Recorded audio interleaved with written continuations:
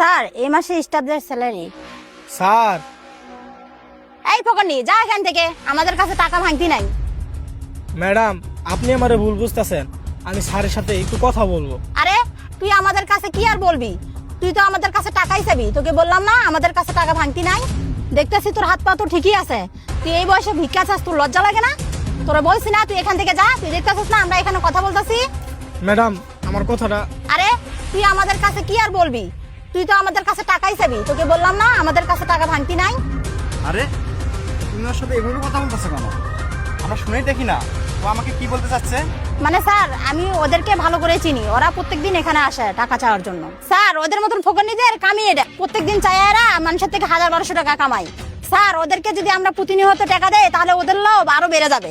Sir আপনি দেখেন ওদের হাত পা সবই ঠিক আছে, তাও এই অবস্থায় ভিক্ষা চাইতে আসে। ম্যাডাম আমার টাকা পয়সার দরকার নাই। চুপ কর ফকরনি, তোর নাটক আমি ভালো করেই জানি। এখন তুই বলবি টাকার প্রয়োজন নাই। স্যার আমাকে একটু খাওন দেন। আমরা তো তোকে এখন খাওন দিতে পারবো না, আমরা তোকে এখন টাকা দিব, সে টাকা দিয়ে তুই এখন নেশা করবি, তাই না?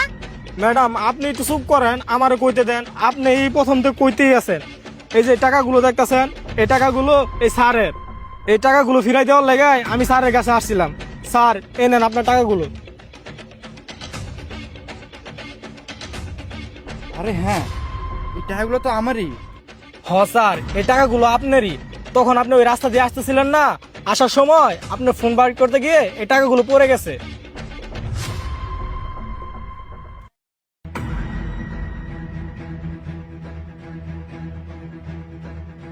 এতগুলো টাকা আমি কি টাকাগুলো রাইহা দিমু?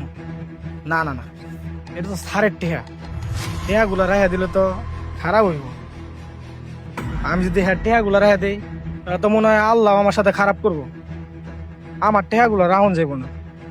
আর আমার মায়ে তো কইছিল যে শহর যাইতা সস ঠিক আছে, কিন্তু চুরি করবি না, কারো টেহা মারবি না।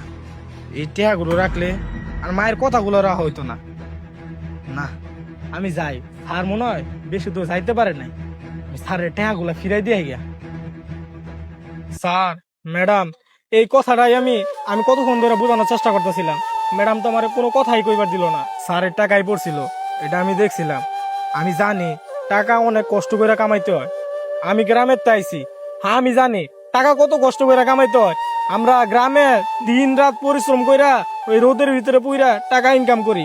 এই কারণে আমরা বলতে পারি টাকা কত কষ্ট করে কামাইতে হয়। তেমনি স্যারও মনে হয় অনেক কষ্ট করে টাকাগুলা কামাইছে। এর লেগা এই টাকাগুলো আমি রাখি নাই। ম্যাডাম আপনি আমারে ভুল বুঝতেছিলেন, আমি কোনো ভিক্ষুক না। আল্লাহ আমারে হাত পা সব ঠিকই দিছে, তাহলে আমি ভিক্ষা করবো কেন? আল্লাহ আমার যতদিন সুস্থ রাখে আমি আল্লাহর কাছে দোয়া করি আমি যেন মানুষের কাছে না চাই। আর আমি আল্লাহর কাছে সবসময় দোয়া করি আল্লাহ যেন আমার সুস্থ রাখে, আমি কষ্ট করে টাকা ইনকাম করে খাইতে পারি। সরি ভাইয়া, আমি আপনাকে ভুল বুঝতেছিলাম। ম্যাডাম সমস্যা নাই। স্যার আপনার টাকা এনে সবগুলাই আছে, আপনি একটু কষ্ট করে গুইনা লন, তাহলে আমি এখন যাই। দাঁড়াও, আমার টাকাগুলো গুনতে হবে না। সত্যি বলতে তোমার মতো ইমানদার লোক এই দুনিয়াতে এখন কমই দেখা যায়। আর তোমার জায়গায় যদি অন্য কেউ থাকতো তাহলে এই টাকাগুলো সে আত্মসাৎ করে নিত। আর তুমি কেন এই টাকাগুলো পেয়ে আমাকে ফেরত দিলা? স্যার সত্যি বলতে কি জানেন, আমার মায়ে আমার এই খারাপ শিক্ষাটা দেয় নাই, আমারে ভালো শিক্ষাটাই দিছে। আমি হয়তো বা মূর্খ, লেখাপড়া জানি না, কিন্তু আমার মা বাবার শিক্ষাটা আমার এখন বন্ধ আছে। আমার বাপ মায়ে সবসময় কইতো তুই কারো টাকা মাইরা খাইস না, কারোর সাথে বেইমানি করিস না। এই জন্যই আমি আমার মা বাবার কথা সবসময় মাইনা চলার চেষ্টা করি। আমার বাপ মায়ে যদি আমাকে খারাপ শিক্ষাটা দিত তাহলে আমি কি করতাম জানেন? তাহলে আমি টাকাগুলো নিয়ে চলে যেতাম। স্যার আমি পাগল না, আমার তো জ্ঞানটা আছে। আর আমার বাপ মায়ে ওই শিক্ষাটা দিছে দেখাই আমি আপনার টাকাগুলো ফিরাই দিয়ে গেলাম। সত্যি তুমি অনেক ইমানদার ব্যক্তি। তোমার জায়গায় যদি অন্য কেউ থাকতো তাহলে জীবন হয়ে এতগুলো টাকা সে ফেরত দিয়ে দিত। ধন্যবাদ স্যার, তাহলে আপনারা থাকেন, আমার আবার চাকরি খুঁজতে হইব, আমি যাই। এই শোনো, তুমি তো ঢাকায় এসো কাজের জন্য, তো তুমি কি ঢাকায় কোনো কাজ পাইছো?